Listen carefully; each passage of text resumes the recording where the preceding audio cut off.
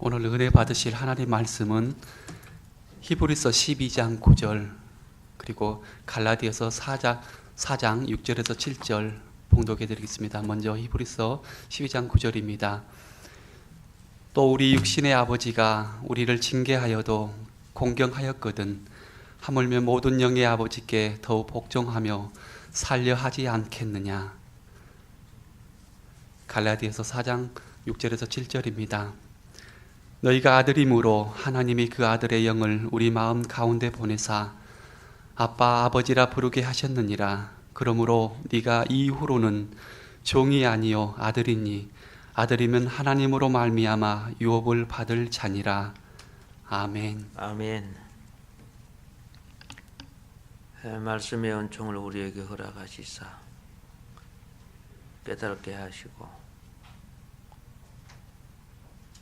우리의 인격과 심령이 변화되게 하시고 우리의 삶이 실천되어서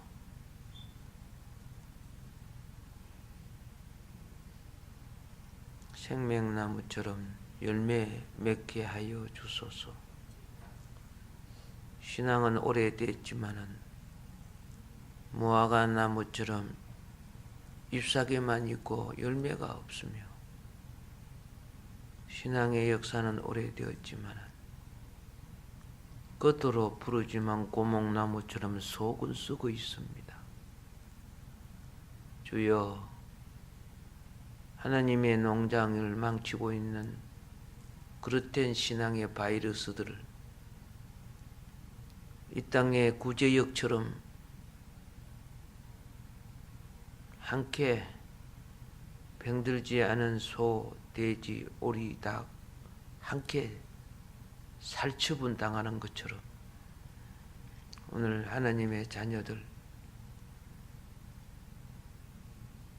주님의 농장을 망치는 경우가 참으로 많습니다. 우리 하나님이여, 하나님이 주수하실 때 예수 그리스도화 된 그리스도의 장성한 분량들로 추수되기를 원하시는 하나님, 은혜 주신 때에 깨닫게 하시고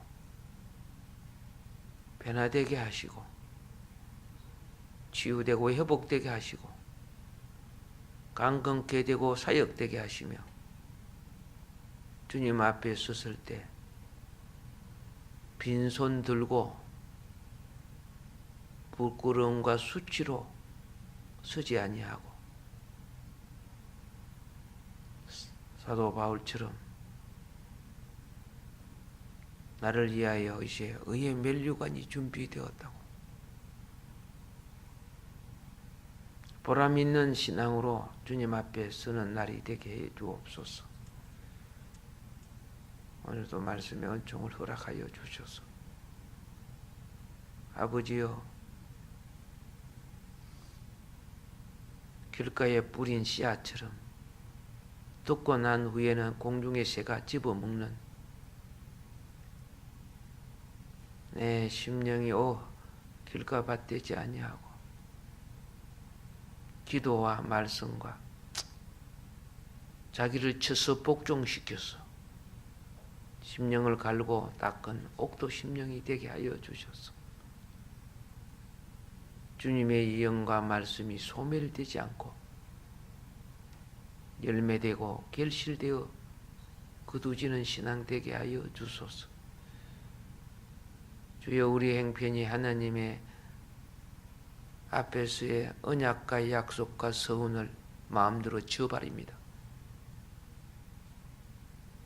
항상 사람의 동정과 인간의 생각에 빠지지 않게 하시고 비록 우리의 모든 것이 해로울지라도 주님의 언약을 우선시할 수 있는 절대자의 신앙을 따라가게 하여 주소서. 하나님이여, 우리 하나님이여, 우리를 달아보실 때 저울에 미달된 신앙이 되지 않기를 원하오니 크신 은총을 베풀어 주셔서 회복되는 신앙이 되게 하여 주소서. 오늘도 말씀의 은총으로 우리를 붙들어 주시기를 간구합니다. 예수님 이름으로 기도합나이다. 아멘. 우리들의 아버지,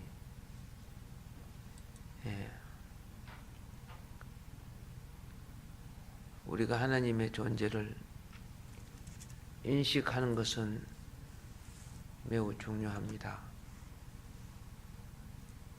그런데 단지 그것으로 인생을 살아가는 데는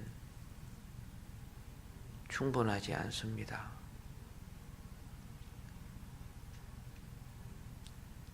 인식한다는 것은 성경의 계시를 믿고 따라야 되는 겁니다. 내가 하나님이 있는 줄 믿어줄게, 이렇게 생각한다면 단지 인식한다고 생각하는 거죠.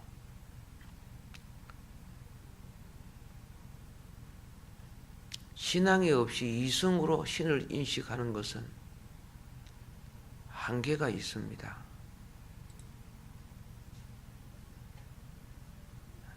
성경을 통해서 우리의 영혼과 생명에 비춰주시는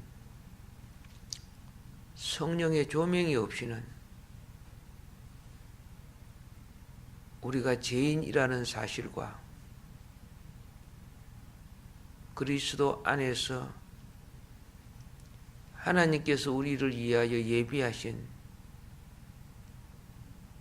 구원의 길이 있다는 것,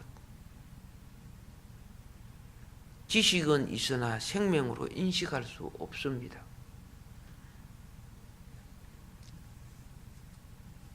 그러한 신앙은 얼마든지 자기 합리화를 만드는 신앙들입니다. 배신하고도 합리화를 합니다.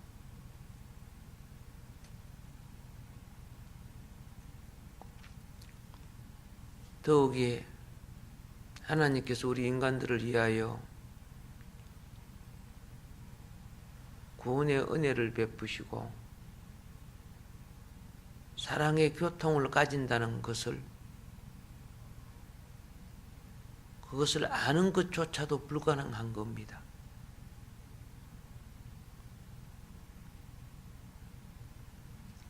우리 기독교 유실론자들, 신이 있다고 믿는 기독교인들 중에는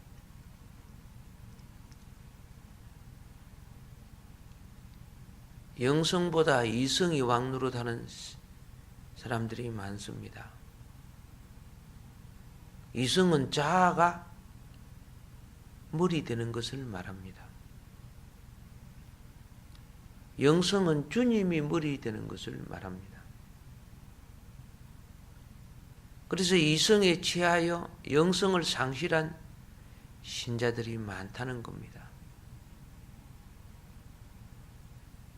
이러한 사람들의 특징 중에 하나가 기도하지 않는다는 겁니다. 기도하지 않을 수밖에 없는 것은 이성이 머리 되니까 자기가 판단하고 있고, 자아를 깨뜨리고 심령 속에 영이 흘러서 기도가 열려야 되는데 안 열려지니까 기도할 줄 모르는 겁니다. 그래서 영이 죽은 것과 같은 신앙인들이 많다는 거죠. 이런 사람은 하나님의 존재를 이성으로 믿지만은 하나님의 함께 하시는 섭리를 믿지 않는 것입니다. 이것을 주장하는 대표적인 학자들 중에 디트리 본헤퍼라는 분이 있습니다. 그는 이렇게 말합니다. 성숙한 세계의 개념이라는 것을 주장하면서 하나님이 인간 사이에 개입하신 것은 구약 시대와 같이 미성숙한 세계에 있었던 일이라고 말합니다. 신약 시대와 같이 성숙한 세계에서는 하나님이 그렇게 개입하지 않는다고 주장합니다.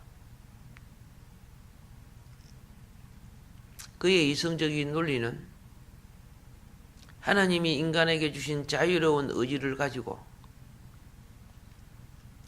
스스로 사회를 책임지고 건설해 가도록 하셨다는 것입니다. 이러한 주장은 자연 법칙과 도덕 법칙을 따라 신앙생활하면 된다는 걸 말하는 겁니다. 하나님께서 여러분의 생각까지도 믿는 자 속에 끝없이 역사해 주시는 생활의 섭리를 이들은 인정하지 않습니다. 그래서 이런 지성인들이 세상과 야합해서 결국은 인조 기독교를 만들어냅니다. 더 깔끔하고 더 멋있고 더 푸르게 보이고 잘된 것 같이 보여요. 요 앞에 있는 인조 나무 보세요. 예, 물 안 줘도 괜찮고, 예, 한 달이 가도 괜찮고, 그러면서 그들은 자신들이 하이클래스 기독교인 양 자처합니다. 근데 생명에 있는 기독교인들은, 여러분 생명이 있는 꽃이나 배추나, 예? 이런 거 보세요. 시들어지고 벌레가 덤비고 그러죠. 예.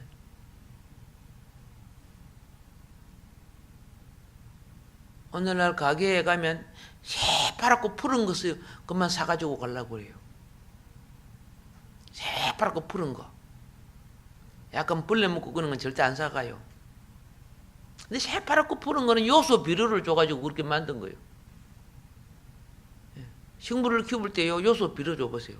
새파랗고 막 커요. 영양가도 없으면서도. 그래서 사람들은 전부 그런 거 사요. 진짜 그런 먹고 큰 그런 것들은 막 벌레가 덤비고 막 농약 안 치고 제대로 건강하려는 것은 오히려 꼴이 보기가 사나 봐요. 막 고추도 뭐도 막 농약을 팍팍 쳐가지고 사람 볼 때 막 비료를 줘가지고 막 그러니까 오늘날 많은 사람들이 좋은 거 먹고 깨끗한 거 먹는다고 하지만은 몸의 면역성이 떨어져요. 쉽게 감기 들고 쉽게 병 들고 겉으로는 부축부축하고 잘 자란 것 같지만은 전혀 그렇지 않죠.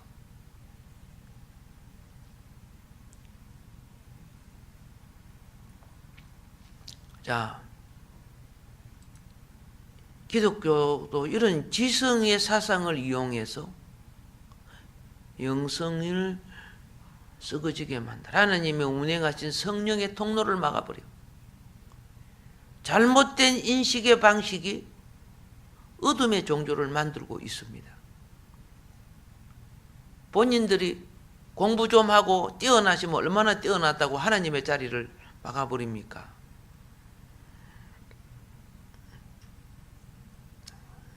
신약이 차원 높은 지성의 세계이기 때문에 구약처럼 하나님이 안 한다고 그런 것이 얼마나 바로 보면은 그죠? 예, 조금 뭐 공부 좀 했다는 조그마한 지성이 그죠? 마귀처럼 선악과 짓을 한 것이 역사 속에 얼마나 많은지 아십니까? 우리가 사물을 인식할 때는 여러 가지 방식을 통하여 인식하게 됩니다. 여러분 차려놓은 음식을 보고 저기 짜다, 싱겁다, 맵다 쓰다 덥다 보고 정확한 답을 내지 못합니다. 음식은요, 입맛을 통해서 쓴맛, 신맛, 짠맛, 단맛 알잖아요. 보는 것만 갖고 아는 것이 아니죠.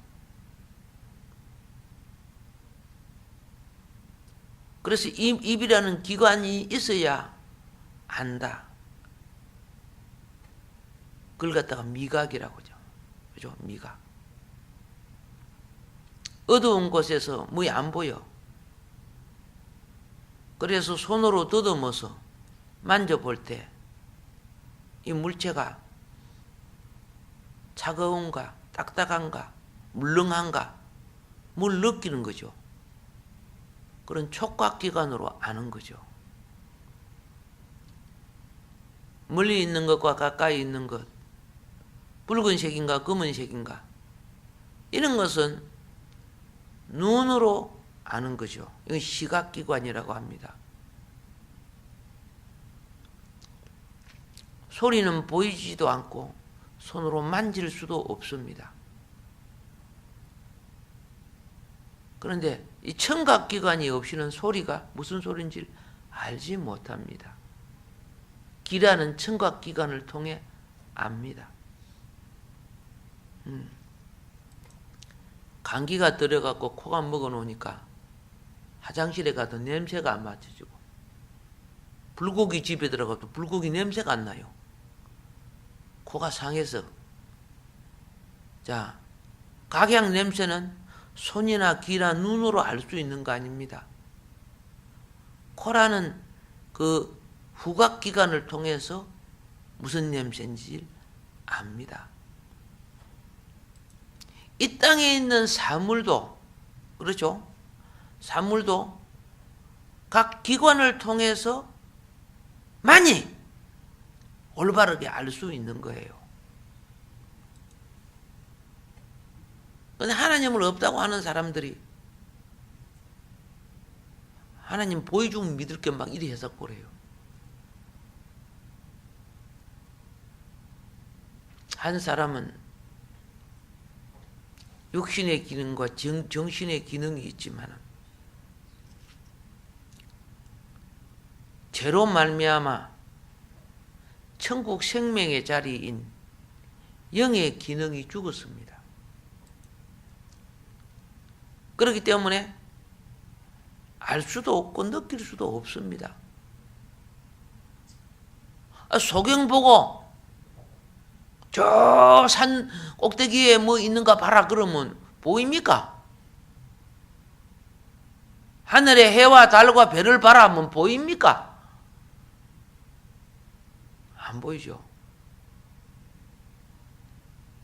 하나님은 자기 자신이 교통하고 계시하는 통로가 영의 기관이에요.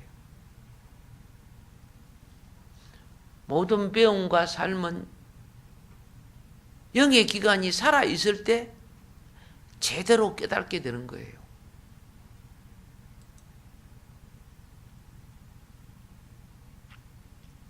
그런데 한 사람은 하나님이 있다고 말해요. 하나님 믿는다고 말해요. 한 사람은 하나님 없다고 그래요. 똑같은 육체의 기능과 지성을 가지고 있는데 한 사람은 제사함을 받고 천국의 생명을 받았다는 뜻이죠. 그래서 하나님을 느끼는 거예요. 하나님을 두려워할 줄 알고 잘못했으면 하나님이 용서해 달라 그러는 거예요. 하나님 믿는 줄 아니까. 근데 한 사람은 잘못해도 하나님께 용서도 안 빌어. 하나님 안 보이니까 뭐 어디 있어. 괜히 사람이 만들어낸 미신이겠지. 회개할 줄 몰라. 이게 뭡니까? 그렇죠. 모행종조. 플라스틱으로 만든 꽃처럼 생명이 없는 종조예요. 화려해. 멋있고 화려해. 생명이 없어. 이처럼 하나님의 존재에 대한 혼란은 예. 이러한 이성으로서만 하나님을 이해하려고 하니까 이해 부족과 편견을 만들어내요. 자신이 영으로 얼마나 무식한 것인가를 지성의 엘리트처럼 표현합니다. 그건 굉장히 무식한 짓인데도.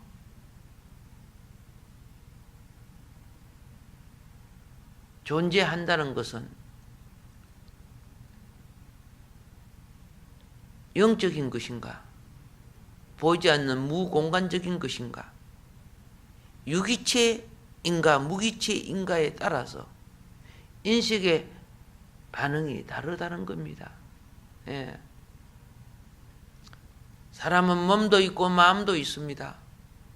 죽은 사람은 몸은 있으나 마음이 없습니다.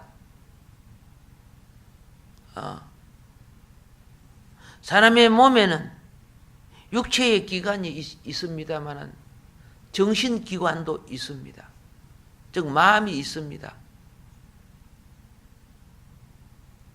내가 살아서 지금 이와 같이 설교를 하고 있어도 내 영혼을 내가 볼 수 없고 여러분도 내 영혼을 볼 수 없습니다. 그렇지만 영혼이 있기 때문에 육신이 이렇게 쓰임을 받고 있습니다.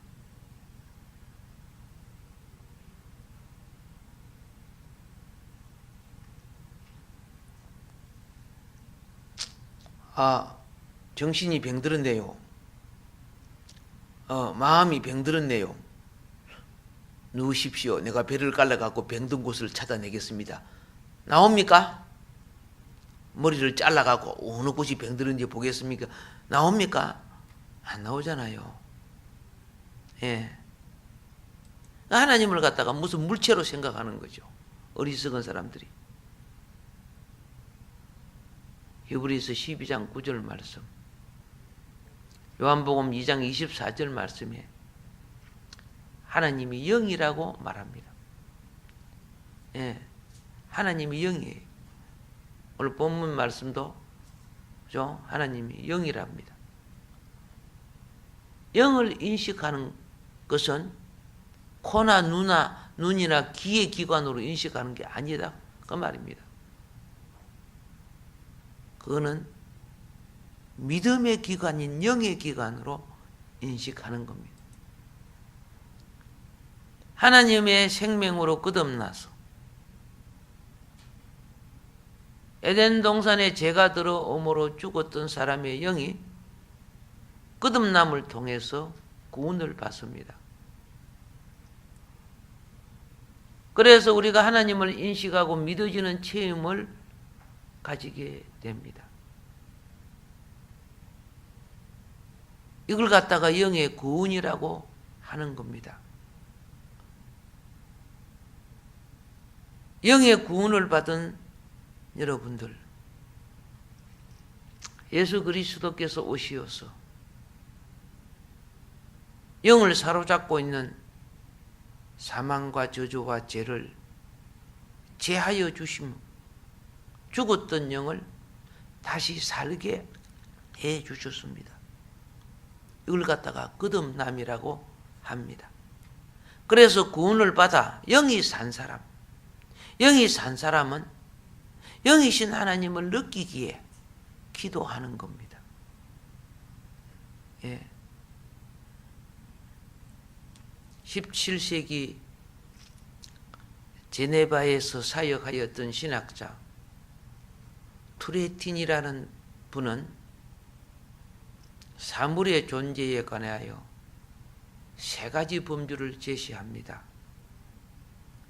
하나는 한정적인 존재고, 예, 한정적인 존재, 즉 물체를 말합니다.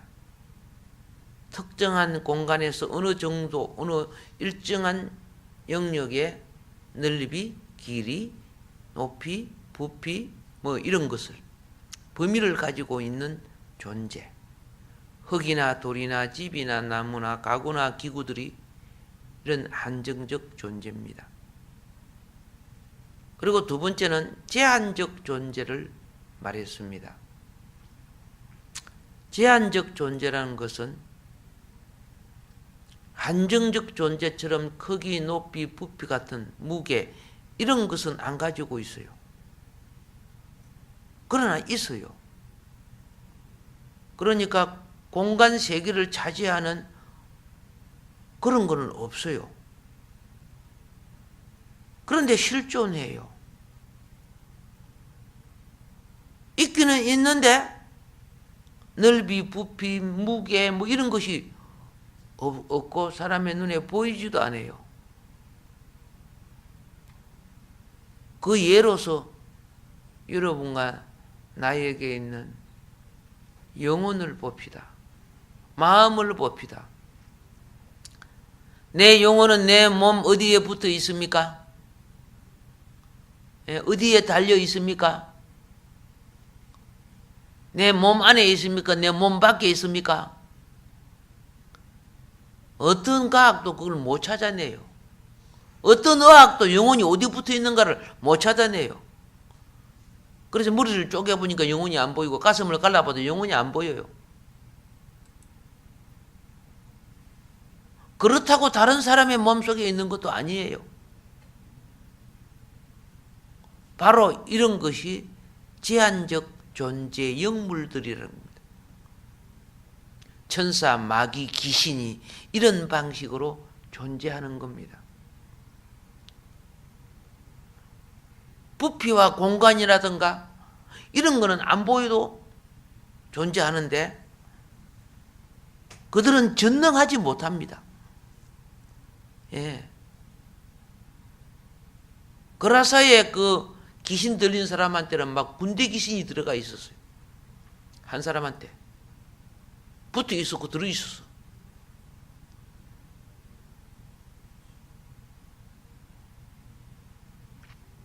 그 크기가 정해져 있다면은 그렇게 많은 군대 귀신이 들어갈 수 없는 거죠.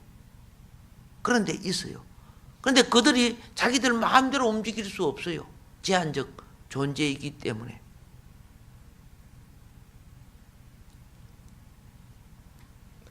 세 번째로 어떤 존재가 있느냐? 충만적 존재가 있다는 겁니다. 예. 17세기에 투레틴이라는 그 제네바에서 사역했던 이 학자분은 상당히 많은 고민과 영감을 입었다고 생각합니다. 이 충만적 존재는 유일하게 하나님 한 분밖에 없다는 겁니다. 하나님의 존재는 한정되거나 제한된 존재가 아니라는 겁니다. 무엇에 의하여 옮겨지거나 지배받거나 제한되지 않는다는 것입니다.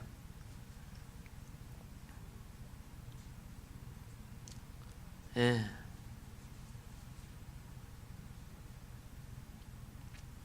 그런데 그럼에도 불구하고 한정된 만물과 그리고 영물들은 하나님의 존재를 벗어날 수 없다는 것입니다.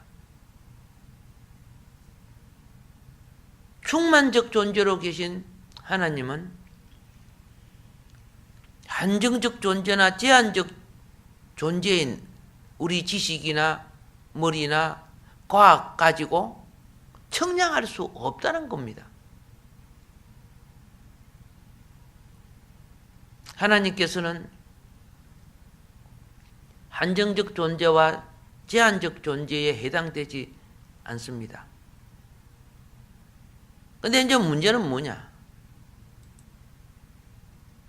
한정적인 물질로서 하나님을 찾으려고 하는 것이 무엇이냐? 과학이죠. 과학. 물질, 물리 세계로서 하나님을 찾으려고 하는 것이 과학. 그러니까 하나님이 보입니까? 하나님을 물질로 찾으려고 하니까. 그리고 제한적 존재인 뭐 신비, 투시, 귀신, 영매술 이런 걸 가지고 신접술 이런 거 갖고 하나님을 찾으려고 합니다. 하나님이 만나집니까? 귀신이나 만나지지. 예. 하나님은 어떤 존재보다 더 가까이 있지만 어떤 존재에 속하지 않습니다. 하나님은 초월된 차원에 계십니다. 오늘 우리들의 아버지이신 하나님, 우리가 영혼과 사물을 아무리 가까이 한다고 해도 하나님보다 더 가까이 할 수 없고, 과학이나 이성으로 하나님을 보거나 이해하려고 해도 할 수 없는 것처럼 여러분의 생각보다 더 가까이 하나님이 있지만 우리는 하나님을 인식하지 못합니다. 사람의 영혼이나 천사도 발견할 수 없는 차원에 살면서 하나님을 논하는 자격을 가질 수 있겠습니까?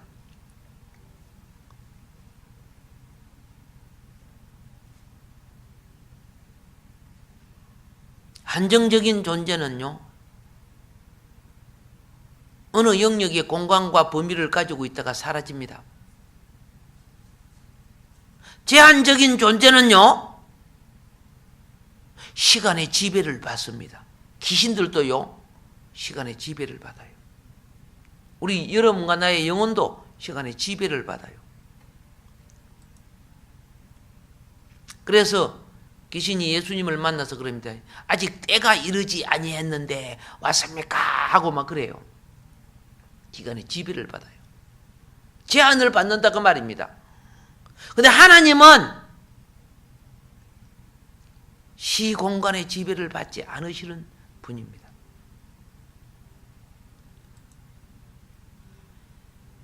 시편 90편 4절에 보면 주의 목전에는 천년이 지나간 어제 같으며 밤의 한순간 같을 뿐임이니이다. 시간 지배 안 받는 거 하나님. 제한 안 받는다는 거예요. 공간과 시간, 물질 이런 것으로 하나님을 대할 수 없는데 이 어리석은 존재들은 그런 것으로서 하나님을 청량하고 달아보고 있니 없니 하고 있다 그 말입니다.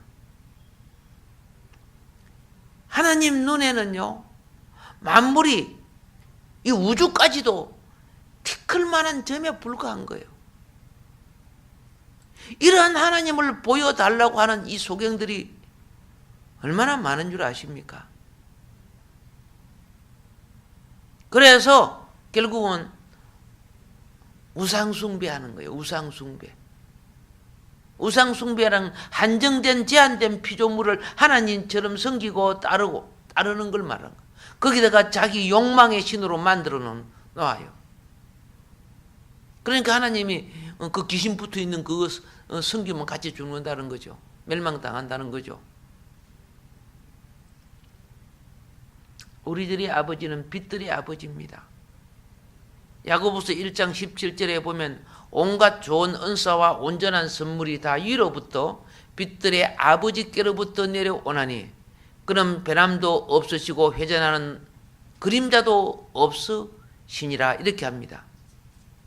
여러분, 이 우주 속에 태양, 달, 별 자전공전하면서 그저 빛의 양을 다르게 지금 반사하고 또 보내고 있습니다.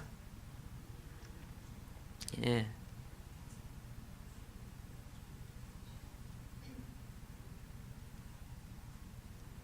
그런데 그러한 모든 빛을 허락하신 분도 빛들의 아버지께서 허락하신 거라고 성경은 말합니다. 그래서 빛들의 아버지라 그렇게 말합니다.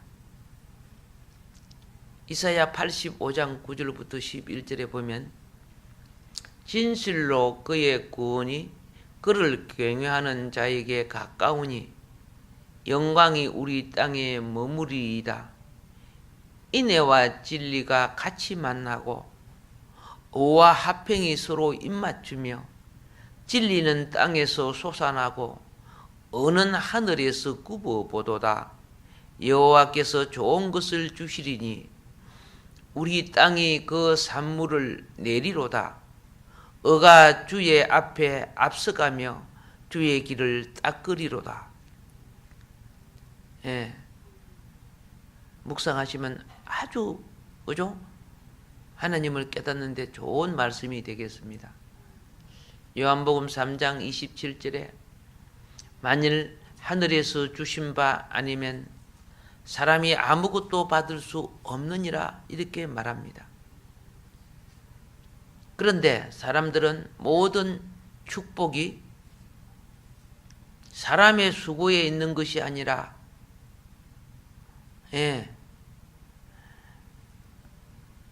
아버지, 빛의 아버지께서 주심으로 가진다는 것을 깨달지 못할 때가 많다는 겁니다.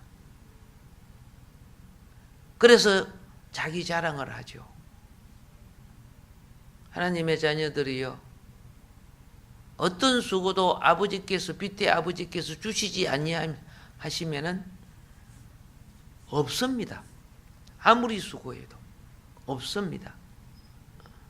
고린도전서 4장 7절에 보면 누가 너를 남달리 구별하였느냐? 너에게 있는 것 중에 받지 아니한 것이 무엇이냐? 네가 받았은 적 어찌하여 받지 아니한 것 같이 자랑하느냐?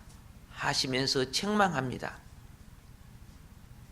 사람들의 복이 사실상 빛들의 아버지께서 주셔서 가지게 된 것인데, 문제는 그것이 자신의 지혜와 노력으로 된 것이냐?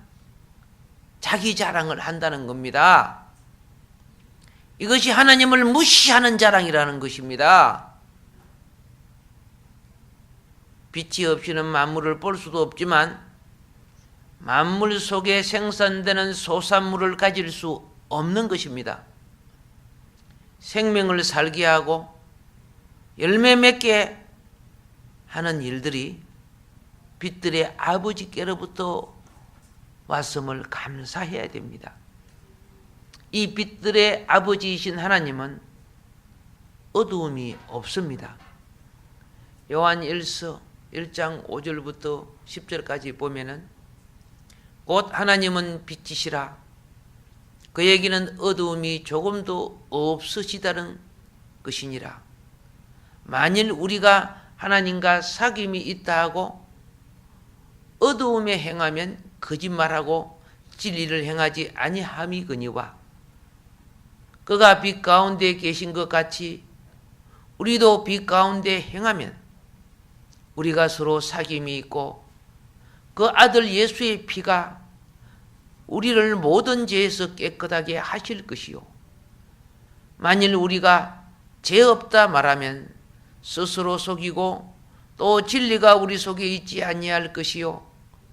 만일 우리가 우리 죄를 자백하면 그는 미쁘시고 의로우사 우리 죄를 사하시며 우리를 모든 불의에서 깨끗하게 하실 것이요. 만일 우리가 범죄하지 아니하였다 하면 하나님을 거짓말하는 이로 만드는 것이니 또한 그의 말씀이 우리 속에 있지 아니하리라. 자, 우리 죄를 처리하시는 하나님을 믿고 어둠의 죄를 고백하는 삶을 살아가야 말씀이 있는 자요, 진리가 있는 자요, 빛이 있는 자요, 생명이 있는 자라는 것입니다. 말라기 3장 6절에 나 여호와는 변하지 아니하나니 그러므로 야곱의 자손들아 너희가 소멸되지 아니하느니라. 이렇게 빛들의 아버지이신 하나님의 우리에게 영생을 약속해 주셨습니다. 그러므로 빛들의 아버지를 따라 성도는 세상의 소금과 빛의 삶을 살아내야 하는 귀한 사명을 가지고 있는 것입니다. 그것뿐만 아니라 우리는 히브리서 12장 9절에서 뭐라고 합니까? 아버지를 영의 아버지라고 하지 않습니까? 또 우리 육신의 아버지가 우리를 징계하여도 공경하였거든 하물며 모든 영의 아버지께 더욱 복종하며 살려하지 않겠느냐 이렇게 하십니다. 영의 아버지란 모든 생명의 주권자 되심을 말하는 것입니다. 생명의 본질은 영이기 때문입니다. 그래서 우리가 죄로 말미암아 영이 죽었기 때문에 결국에는 몸도 정신도 죽게 되는 것입니다. 우리가 구원받은 것도 먼저 죽었던 영의 아버지로 말미암아 죄 사함 받고 이 죽었던 영이 다시 살아남으로 구원받게 된 것을 알아야 됩니다. 그래서 구원받은 성도들은 예수 그리스도로 말미암아 죄의 대속을 받고 영의 아버지신 하나님의 영이 우리 속에 오시어서 죽었던 우리 영을 살리시고 아버지의 생명이 여러분과 내 안에 있게 되므로 내가 중생 거듭났다, 새 생명 받았다 이렇게 말하는 것입니다. 이 생명을 받았을 때 우리는 이 거듭난 본능에 아기가 태어나서 엄마 아빠 하고 소리를 내듯이 우리에게 이 영의 아버지를 향하여 아빠 아버지라고 부르게 된다는 것입니다. 갈라디아서 4장 6절 7절에 보면 너희가 아들이므로 하나님이 그 아들의 영을 우리 마음 가운데에 보내사 아빠 아버지라 부르게 하셨느니라. 그러므로 내가 이후로는 종이 아니요 아들이니 아들이면 하나님으로 말미암아 유업을 받을 자니라. 이것은 성도에게 주신 무엇이에요?